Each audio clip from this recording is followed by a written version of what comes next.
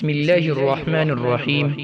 شروع اللہ کے نام سے جو بڑا مہربان نہایت رحم کرنے والا ہے۔ دیکھنے والے آنکھوں اور سننے والے کانوں کو لائف ان اسلام کی طرف سے دل کی گہرائیوں سے سلام پیش کرتا ہوں۔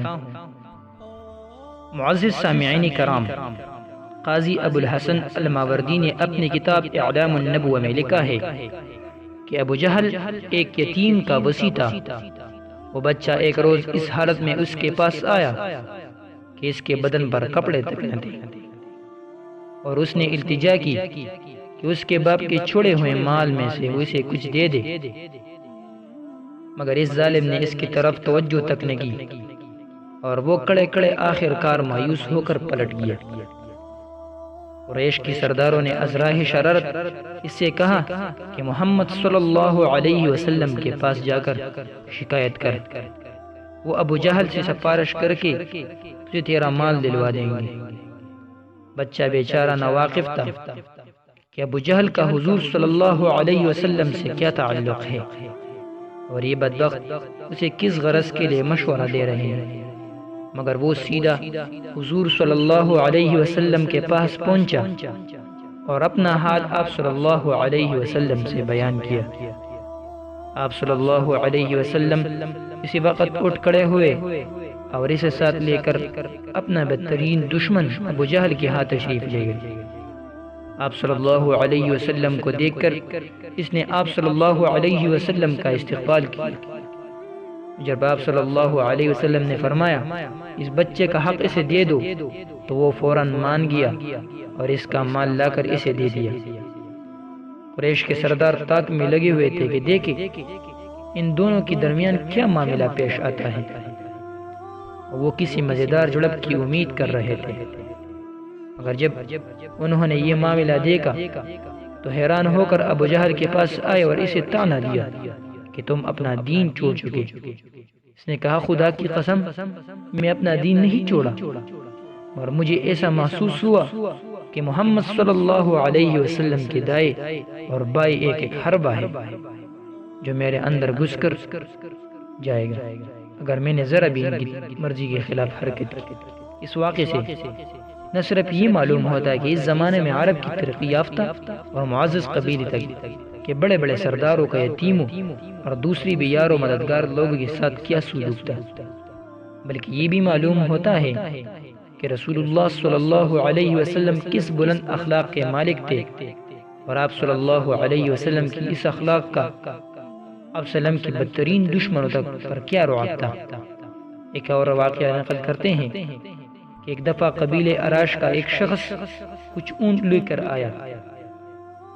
ابو جہل نے اس کی اون خرید لے، اور جب اس نے قیمت طلب کی تو ٹال مٹول کرنے لگا۔ اراشی نے تنگ آ کر ایک روز حرم کعبہ میں قریش کے سرداروں کو جا پکڑا اور مجمع عام میں فریاد شروع کر دی۔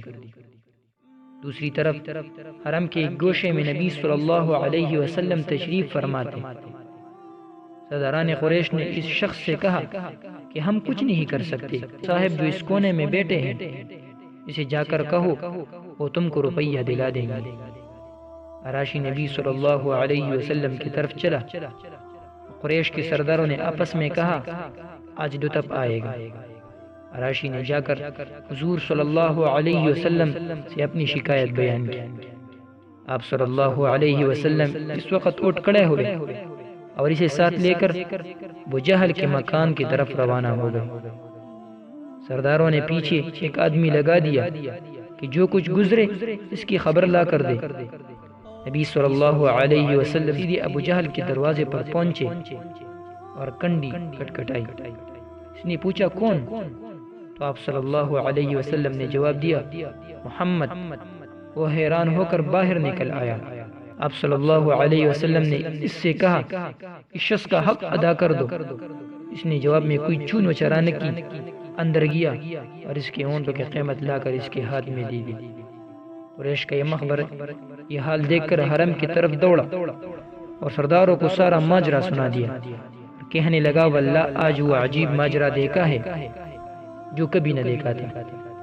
حکم بن حشام ابو جہل جب نکلا تو محمد کو دیکھتے ہی اس کا رنگ فق ہو گیا جب محمد نے اس سے کہا اس کا حق ادا کر دو تو یہ معلوم ہوتا تھا کہ جیسے حکم بن ہشام کے جسم میں جان نہیں۔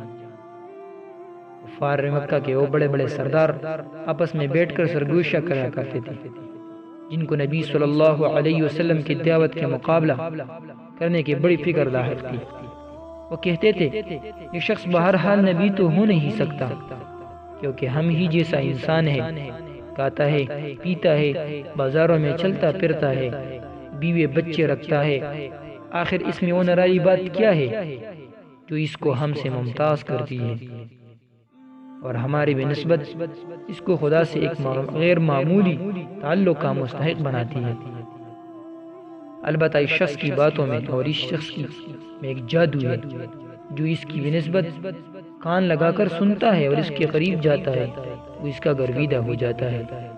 اس لیے اگر اپنی خیر چاہتے ہو تو نہ اس کی سنو اور نہ اس سے میل جول رکھو، کیونکہ اس کے باتیں سننا اور ان کے قریب جانا گویا آنکھوں کی دیکھتی جادو کی پندے میں پنسانا ہے۔ معزز سامعین کرام، اگر آپ کو اسلامی بیانات، اسلامی واقعات اور صحابہ کی سیرت اور نبیوں کی زندگی پر اور ویڈیوز چاہیے تو ہمارے چینل کو ضرور سبسکرائب کریں۔